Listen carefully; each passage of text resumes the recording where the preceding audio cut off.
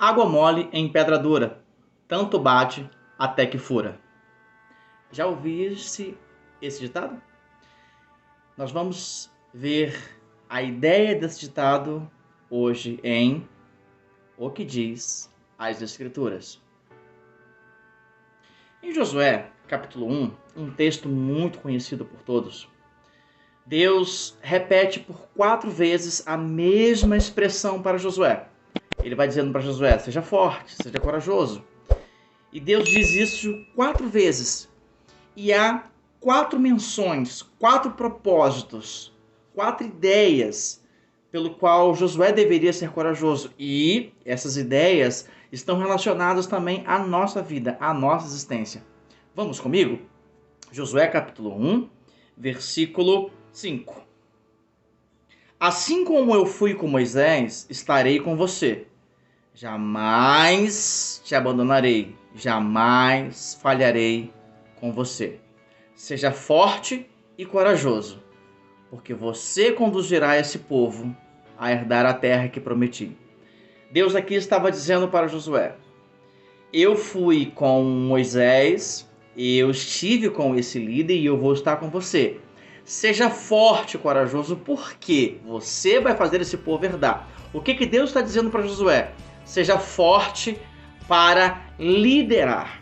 Seja corajoso para liderar. Seja uma empresa, seja um grupo, seja um ministério, seja um departamento, seja a família. Nós precisamos de coragem, precisamos de força para exercer a liderança. Precisamos de ânimo para, então, como líderes que Deus nos fez, nós venhamos desenvolver um excelente trabalho. Venhamos orientar pessoas, venhamos educar, formar pessoas. Isto está relacionado a todos os ambientes, seja um ambiente religioso, seja um ambiente acadêmico, seja um ambiente espiritual, seja um ambiente financeiro, seja um ambiente empresarial. Nós precisamos de coragem, precisamos de força, precisamos de ânimo para liderar. Sem essas características, nós não conseguimos uma liderança eficaz, não conseguimos uma liderança autêntica, uma liderança que faça diferença. No versículo de número 7, Deus repete para Josué dizendo: seja forte e muito corajoso, tenha cuidado de seguir toda a lei, a qual Moisés, o meu servo, ordenou a você que seguisse. Deus aqui está dizendo: tenha coragem para obedecer. Tenha coragem para seguir os preceitos da lei que eu estabeleci ao meu servo Moisés. Tenha coragem de acreditar. Russell Shedd certa vez disse que o que se opõe à fé não é a descrença, e sim o medo.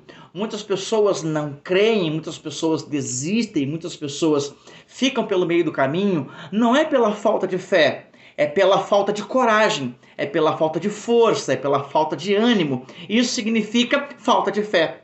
Porque quando eu penso em fé de uma maneira muito intrínseca, de uma maneira muito pessoal, de uma maneira muito isolada, eu vou pensar apenas na questão da crença, na questão do sobrenatural, na questão do espiritual. Mas muitas vezes há uma atitude de coragem, de força, de energia, uma atitude de positivismo, uma atitude à frente, uma atitude que me coloca em uma situação animada, com ânimo.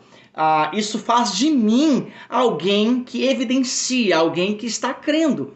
Então, Deus estava dizendo para Josué: eu quero que você obedeça, mas para obedecer você precisa ter coragem, porque muitas vezes obedecer às Escrituras, obedecer à palavra de Deus, nos coloca em algumas situações bem complicadas. Por exemplo, Jesus olha para os seus discípulos e fala assim: eu quero que vocês atravessem o mar de Tiberíades. Os discípulos foram atravessar o mar. E quando no meio do caminho, no meio da navegação, veio uma grande tempestade, veio uma grande onda, veio uma grande loucura, um grande vendaval sobre aqueles discípulos. Mas eles estavam ali debaixo de uma orientação, debaixo de uma obediência. Mas veja que situação eles se colocaram. Então é preciso ter coragem para obedecer. E às vezes Deus nos coloca em situações que nós devemos obedecer. Abraão Abraão obedeceu a Deus. Deus falou assim: eu quero o seu filho como oferta para mim. Abraão obedeceu e foi feito dele o pai de todos aqueles que creem. Então é preciso ter coragem para obedecer. No versículo de número 8, Deus diz assim, olha: mantenha este livro em seus lábios, medite nele noite e dia, assim você agirá de acordo com o que está escrito nele, e desse modo seus caminhos prosperarão, e você será bem sucedido. Tenha coragem. Deus estava dizendo aqui para Josué: eu quero que você caminhe nas minhas instruções.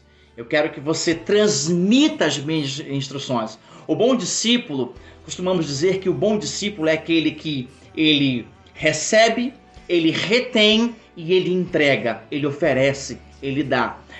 Jesus, o nosso Deus estava dizendo aqui para Josué: eu quero que você seja um bom discípulo. Eu quero que tu venha aprender, venha reter a ponto de tu praticar e venha também transmitir aos outros. Não cesse de falar, não cesse de cumprir, não cesse de obedecer, mas também fale, ensine, compartilhe ao mundo aquilo que você tem aprendido. Mas faça isso com coragem e com ânimo. E daí, no último versículo, versículo 9, Deus fala para Josué: não fui eu que te ordenei? Seja forte e corajoso. Então não se apavore, nem desanime, porque o Senhor, o seu Deus, é com você por onde quer que vá. Deus estava encerrando a sua mensagem, Josué, dizendo: eu quero que você tenha coragem para viver. Coragem de viver. Na vida, situações difíceis serão inevitáveis. Na vida, situações complicadas serão inevitáveis. Mas tu não precisa que as coisas sejam fáceis. Tu só precisa que as coisas sejam possíveis. E eu quero dizer para ti uma verdade: tudo é possível àquele que crê. Então, precisamos ter coragem para viver. E quando então temos coragem para viver, nós não temos medo de morrer.